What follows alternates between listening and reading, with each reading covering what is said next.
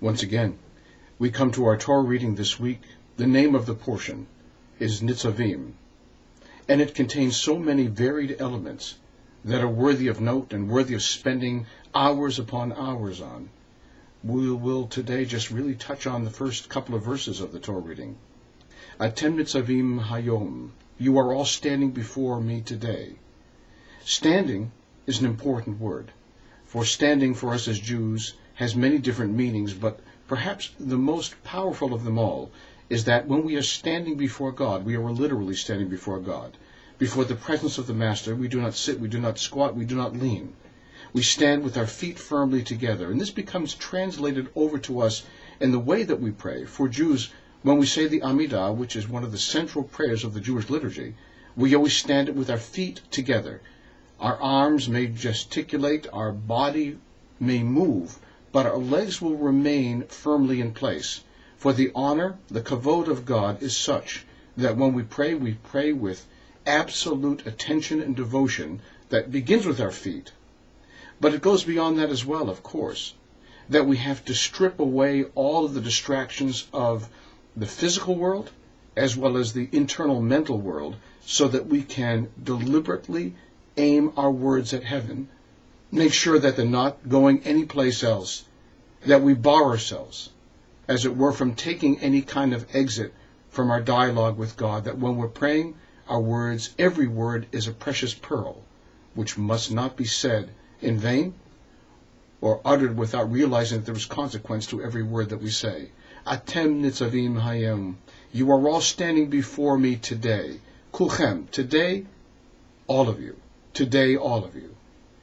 The Midrash runs with this, and it says not only were the Jewish people of the time there, all of them assembled, the rich and the poor, the literate and the ignorant, every single Jew was assembled at Mount Sinai, and also at this moment of the reconfirmation of the covenant that Moses does in the twilight of his own life.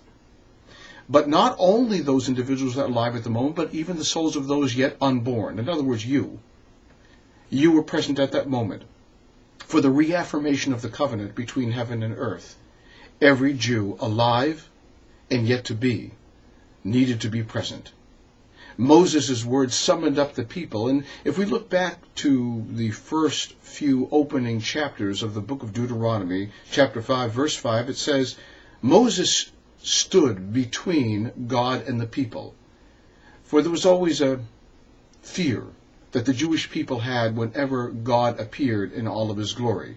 Moses, you'll remember when he came down from Mount Sinai, having met God face to face, his face was so radiant that the people could not even bear to look at Moses. That idea remained with the people, but now that Moses is going to die, he will not be a buffer between God and the people. He will no longer be present. So Moses needs to say to the people, and quite rightly so, now it is your turn to take your place as a child of God and as a child of the covenant, to be right there and present. And perhaps there is a moral lesson about coping with the aftermath of a life which is no more. When death occurs, there's an internal growth that takes place. When a mother or a father leaves this world, we grow up. We know that they're no longer there. It's not just the fact that they may help us while alive. They may not do anything to assist us. But yet while they're there, they're always a resource, knowing that if we are drowning, we can call upon them for help. But now that Moses says, I'm not going to be here to help you anymore, the people need to grow up. And so they do. They come into their own. But it's not only the people that live in Moses' time. Again, it is you and I, our spirits and our souls that are bound inextricably with God, are recovenanted, rebound. A more powerful lesson I don't think could be retold as we stand at the portals of the new year. Rosh Hashanah is about to come upon us.